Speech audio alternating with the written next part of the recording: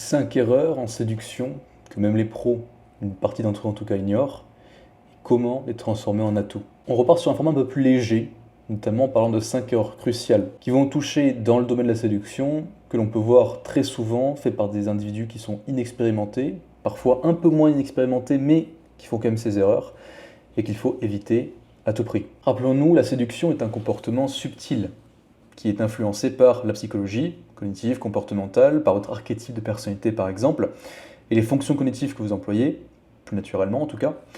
Donc il s'agira de venir adapter, comme d'habitude, ce que l'on dit, ce que je vous dis par exemple, à vous et à votre propre vie. Quoi qu'il en soit, en comprenant mieux ces dynamiques, vous vous permettrez d'améliorer la qualité de vos relations et en les rendant notamment plus épanouissantes.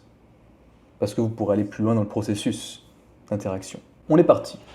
L'erreur numéro 1 que l'on va observer, c'est ignorer l'importance de la validation émotionnelle, quoi considérer de la valeur. Qu'est-ce que ça veut dire?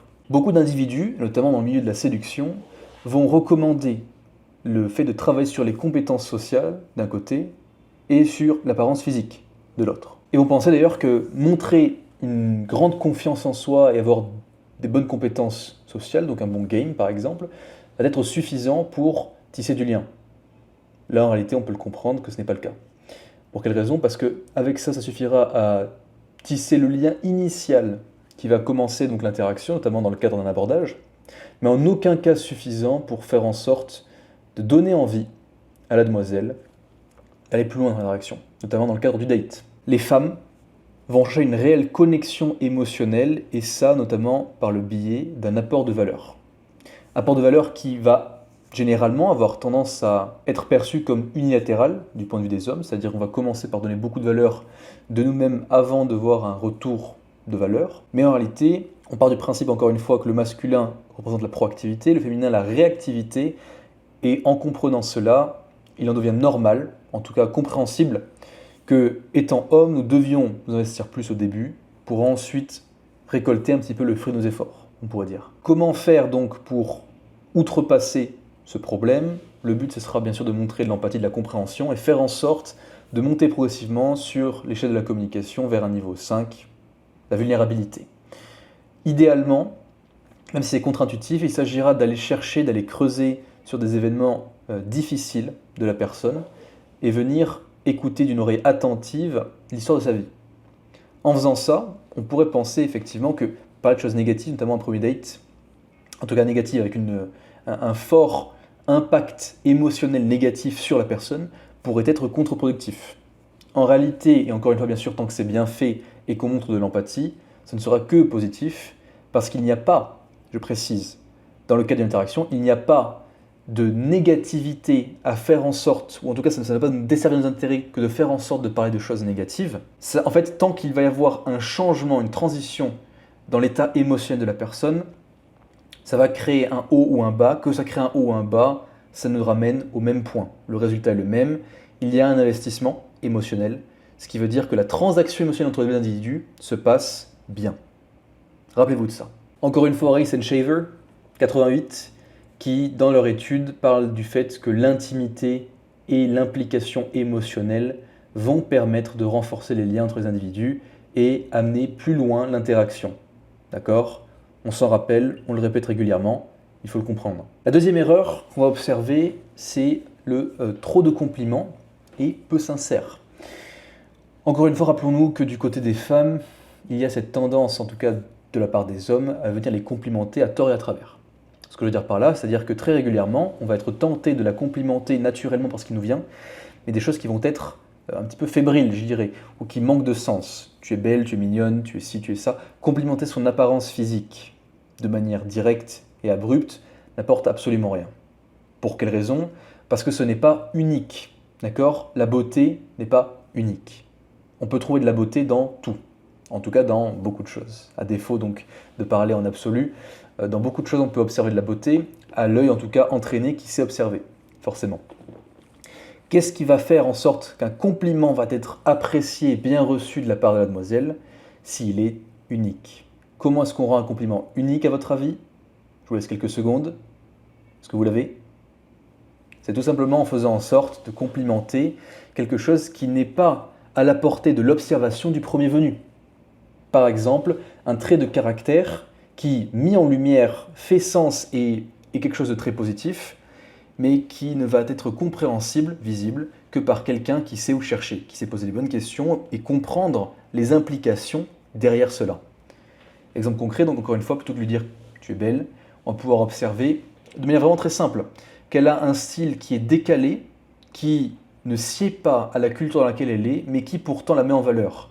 En faisant en sorte de remarquer par exemple que les couleurs et l'harmonie des couleurs de sa tenue va bien correspondre au teint de son visage. Ça peut être quelque chose qu'on pourrait considérer comme étant plutôt compliqué, mais effectivement si on se connecte à notre intuition et à notre œil d'artiste, parce qu'on est tous artistes dans le fond, alors on pourra observer des choses comme ça et faire des commentaires qui seront spéciaux, uniques et qui feront se sentir bien la demoiselle. C'est Sprecher et collaborateur en 1994 qui a montré que le caractère spécial, unique des compliments les rendait observés, en tout cas comme plus sincères et plus positifs, et notamment au travers de compliments sur la personnalité. Pour ça, bien sûr, il faudra creuser, poser des bonnes questions dans le cadre du date. Et d'ailleurs, à ce propos, si vous voulez en savoir plus, j'ai enregistré des interactions comme ça, donc de rendez-vous, qui sont disponibles sur mon canal Telegram. N'hésitez pas à aller le checker.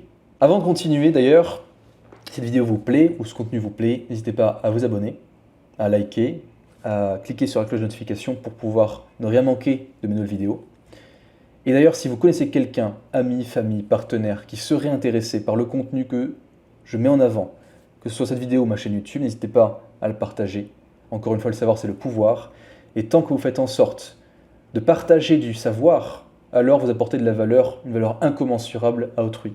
C'est gagnant, gagnant, gagnant. Dernière chose, comme je l'ai dit, mon canal Telegram dans les liens en description, si vous voulez en savoir plus sur le travail sur soi, les relations hommes-femmes, je vais beaucoup plus en profondeur dessus. Et je réponds aux questions qui sont posées, bien sûr. Et enfin, si vous avez des questions beaucoup plus spécifiques ou un problème qui est propre à vous et que vous voulez en parler en privé, donc loin des yeux, alors vous pouvez prendre un rendez-vous, prendre une consultation avec moi. Encore une fois, le lien est dans la description.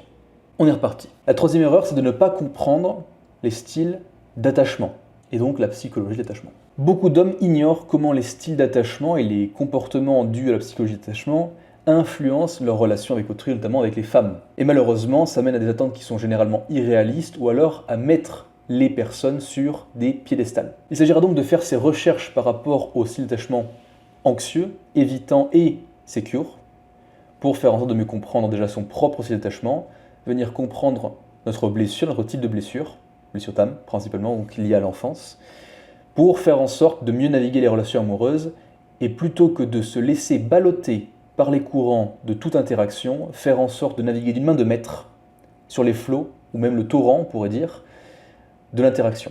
Rappelez-vous, le savoir, c'est le pouvoir, encore une fois. Donc plus vous en savez, mieux vous vous portez, notamment pour faire en sorte de naviguer les interactions sociales avec vos pairs, mais aussi avec vos potentiels partenaires. De nombreuses études, dans celles de Hazan et Shaver, ont mis en lumière le fait que les blessures émotionnelles de notre enfance vont déterminer aussi l'attachement étant adulte et vont venir influencer drastiquement nos relations amoureuses avec les femmes, notamment, mais bien sûr à l'inverse aussi. Hommes comme femmes sont affectés par ces styles d'attachement et vont venir créer des comportements de codépendance au sein de la relation. Fuis-moi, je te suis, suis-moi, je te fuis, cette phrase très célèbre est littéralement basée dessus. Erreur numéro 4, donc, c'est sous-estimer l'impact des micro-expressions. On a déjà vu donc les IOI et les IOD, donc indicateurs d'intérêt et indicateurs de désintérêt. On sait qu'elles jouent un rôle crucial, fondamental dans la compréhension des interactions. Parce qu'encore une fois, il faut se rendre compte que, ça on l'a déjà vu plusieurs fois, mais la communication verbale, les mots, déjà touchent à 7% de ce qui est communiqué, là où le paraverbal touche à 38% et le non-verbal touche à 55%. Ce qui ne veut pas dire que les mots n'ont pas d'importance, encore une fois, mais il faut se rendre compte qu'il y a une différence fondamentale entre ce qui est dit et ce qui est exprimé, disons. Ce qui est dit touche à l'explicite, ce qui est exprimé touche à l'implicite, implicite qui va être communiqué habituellement de manière inconsciente plutôt que consciente. Il y a parfois justement un implicite qui est consciemment donné, mais habituellement ça reste globalement inconscient. Ce qui veut dire que si on apprend à observer, à décoder ces micro-expressions notamment, mais aussi à décoder le paraverbal, les changements de tonalité par exemple, alors on aura beaucoup plus de facilité à naviguer les relations. Et notamment à venir faire en sorte de calibrer vos actions, vos paroles, en temps réel, lorsque vous pouvez observer des changements dans le comportement de la personne en face. C'est notamment Ekman et Friesen, en 1969, qui ont mis en lumière, je répète toujours mis en lumière, mais à chaque fois c'est ce qui est donné, ce qui est discerné, le fait que les micro-expressions venaient mettre en lumière, venaient permettre d'observer les intentions véritables, les émotions véritables des gens, même s'ils souhaitaient les cacher de base. Donc il y a un réel intérêt. Et enfin la dernière erreur, c'est un petit peu lié d'ailleurs à la première, c'est venir sous-estimer le pouvoir de la vulnérabilité. Non pas chez l'autre, mais chez soi. Beaucoup d'hommes pensent qu'il s'agira de ne jamais montrer un iota de vulnérabilité, là où en réalité donc, ce ne sera pas un signe de faiblesse, mais bien de force.